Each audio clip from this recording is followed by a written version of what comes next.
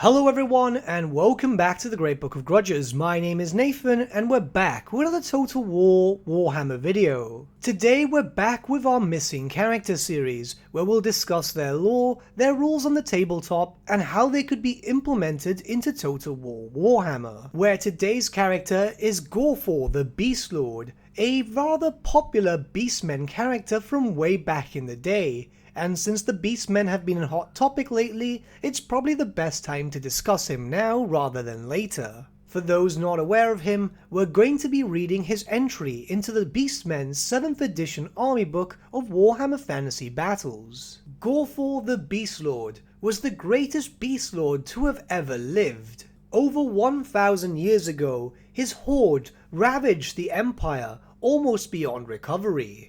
His rune can still be seen carved into headstones across the region. There have been many Beastlords who have united tribes into mighty invasions, but Gorfor was the greatest of his kind, for he possessed what so many others lacked. He had vision, and the sheer animalistic will to sear it into the minds of his followers. Gorfor claimed that the Dark Gods had selected him as their emissary.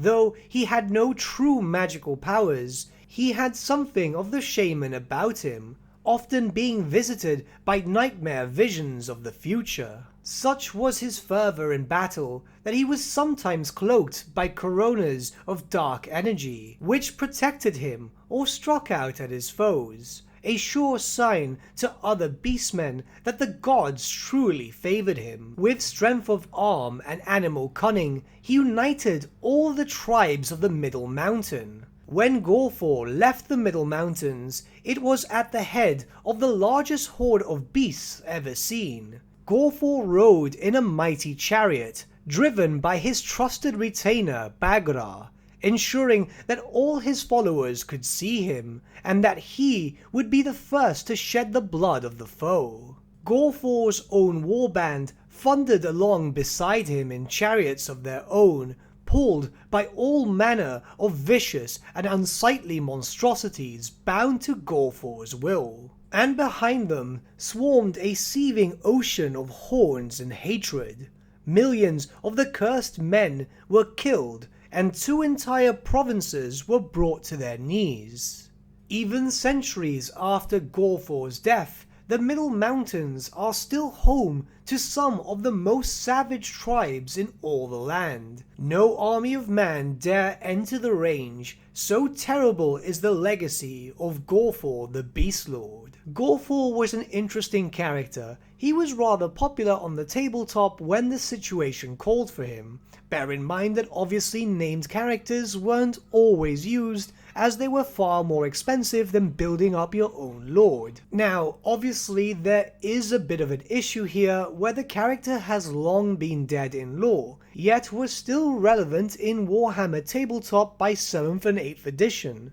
Of course, this is because the timelines were always very strange on the tabletop, and long dead characters like Azag, Vlad von Carstein, and so on were still usable. And as we are aware, Total War Warhammer has its own timeline too, hence why Azag, Vlad von Carstein, Reponse, and others are obviously still alive in the timeline of the game, so there's obviously no reason for the character not to be implemented, and seeing as he is such a well-known Beastman character, this could be a possible character to be implemented in the next upcoming Dark Elf DLC. Many speculate that the 6th and final Dark Elf character for Warhammer 2 will be Beastlord Rakarth. So we could have Beastlord Rakarth versus Gorfor the Beastlord. The theme of the DLC would not be like the Hunter and the Beast, but instead Rakarth could try and break the will of Gorfor, whereas Gorfor himself would be recruiting all manners of beasts to fight against that annoying Dark Elf. I think something along that line would be an interesting theme, very similar to the Hunter and the Beast, where both characters are the Hunter, I think it was a interesting story point. This would be the perfect time to introduce big monsters for both the Dark Elves and the Beastmen. Say for example, the Dark Elf could get the Basilisk, or maybe even the Merworm, and that could also be given to the High Elves and the Vampire Coast. But let's now talk about the character's special rules and see how it could be translated into Total War Warhammer. Gorfor is not a wizard, yet did have one magical special rule, known as Scion of the Dark Gods. This goes as follows. In the heat of battle, Gorfor is enshrouded in a corona of dark energy that lashes out to smite and confound his enemies. At the start of each friendly magic phase, he would be able to generate a spell from the Lore of Death. This would be a randomly generated spell which would act as a bound spell in itself, costing half the casting value as it would normally be. I think this is doable enough. Say for example, at the beginning of each battle, Gorfor would then generate a random death spell. If not, say that maybe that's too difficult to implement, maybe as a bound spell, he would have access to Spirit Leech and another spell, either unlimited uses but with a high recharge rate, or with just a few uses per spell, maybe 2 or 3. Of course, they could go with something completely different. Possibly a skill unlocked around level 20 or so, which will give him a constant damaging aura effect. Nothing too strong, but something that would constantly do damage, and could possibly be removed when he got down to 50% HP, more or less, to make sure that he's obviously not that much of a powerhouse. I do like the first idea better, however the constant damage effect is something which has featured in Warhammer before. In regards to magical items, Gorfor has access to 3. First, the Impaler, a magical weapon, a spear. This would grant him the Killing Blow special rule and also increase his damage dramatically.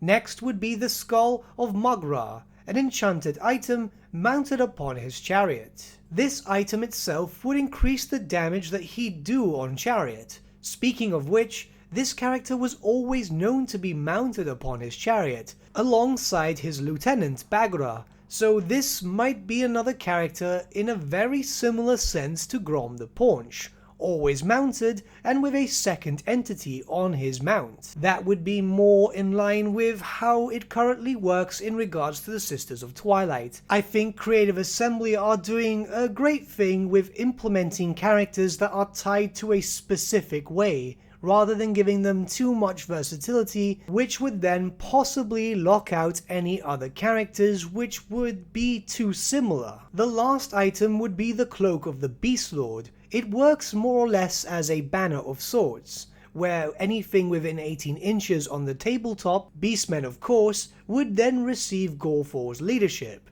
How this would be translated is that it would provide a dramatic leadership bonus to the Beastmen of his army. I think that's more fair enough. In regards to faction effects, I believe it's easy enough to suggest a few.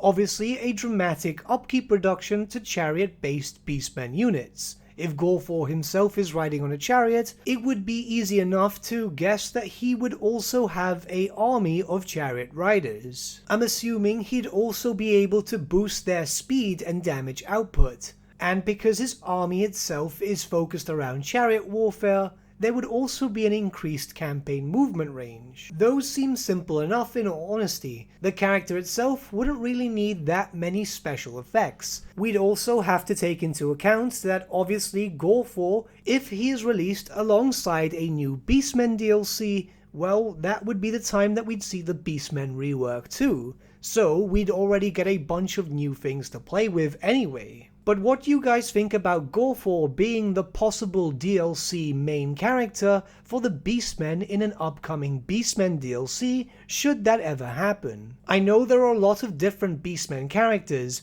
This was one I wanted to discuss myself because it's a rather favorite of mine. Let me know your thoughts in the comments below and let's start a bit of a discussion. But with that, my friends, we've come to the end of our video. Thank you so much for watching. If you did enjoy the video, might I suggest giving the video a like or even subscribing to the channel, as it really does help us out.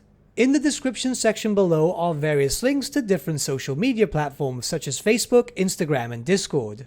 Also in the description section is an affiliate link with Element Games where you could buy loads of hobby-based products, not just Warhammer, for 10 to 25% off. Making a purchase using that link and also our special code, which is also in the description, supports the channel at no extra cost to you, which we think is rather cool. A big thank you to our patrons. Your support means the world to us. It's amazing that people want to help a small channel like us grow and get to a higher level of content. A big thank you to Gibraltar LUSC, Ryan Bertsche, Andrew Prince and Okro for subscribing to us at our Fane level. You guys are super cool. And a big thank you to Edward Yule, VS Vasan, Aaron Whitman and Shaggy for subscribing to us at our King level. Honestly, we can't thank you all enough. And lastly, a big thank you to all of you for liking, sharing and commenting on these videos. Honestly, it's because of you guys that the channel's been growing at such a great pace lately, so we can't thank you all enough. But with that, my friends, thank you so much for watching once again, and we shall see you all again very, very soon. Have a good day.